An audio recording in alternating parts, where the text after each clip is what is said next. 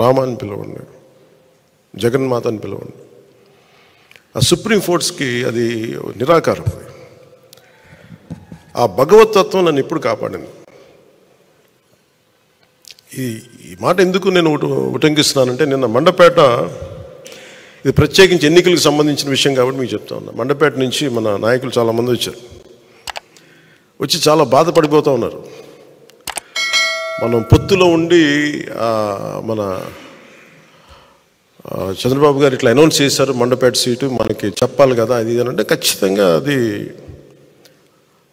సరైన విధానంలో చెప్పలేదు. ఖచ్చితంగా అంత మీకు ఏకీపిస్తున్నాను. చాలా ఇబ్బంది పడ్డారు అందరూ.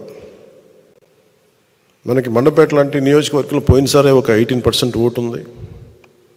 అది ఈ రోజున చాలా బలమైనటువంటి అబౌవ్ 23, 28 ఎగ్జాక్ట్ చెప్పండి 28, దాదాపు 26 నుంచి 27, ఒక 10% పెరిగింది పోయిన దానికి ఈసారికి.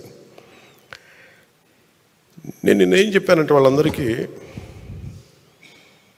నేను కేవలం ఒక నియోజకవర్గాన్ని దృష్టిలో పెట్టుకొని మాట్లాడితే నేను నియోజకవర్గపు సంబంధించిన నాయకుడిని అవుతాను.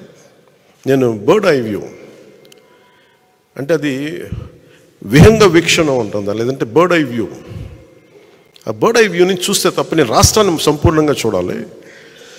దాంట్లో భాగంగా ఒకసారి కొన్నిపాటి ఏరియాలో ఇబ్బంది కలగచ్చేమో. పొత్తు ధర్మం ప్రకారం అలా అనౌన్స్ చేయకుండా ఉండాల్సింది. నేను దానికి క్షమాపణలు చెప్తున్నాను.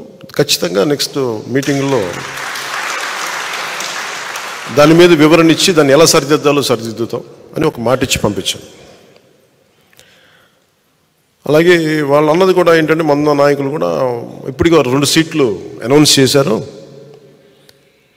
మరి ఇది పొత్తు ధర్మమేనా నన్ను అడిగితే అట్లా కొన్ని ప్రత్యేక పరిస్థితులు ఉంటాయి, వాళ్ళు కూడా మనం అర్థం చేసుకోవాలి కదా. 4 దశాబ్దాలు సుదీర్ఘ అనుకున్న వ్యక్తులు, ఒంటరిగా వాళ్ళ సొంత పార్టీ నడిపిన వ్యక్తులు, ఒక్కోసారి ఎట్లా ఉంటుందంటే పొత్తు ఆ సైజు వ్యక్తులకి ఒక ఇరుకు చొక్క అథారిటీకి దారేదిలో చెప్తూ ఉంటాం.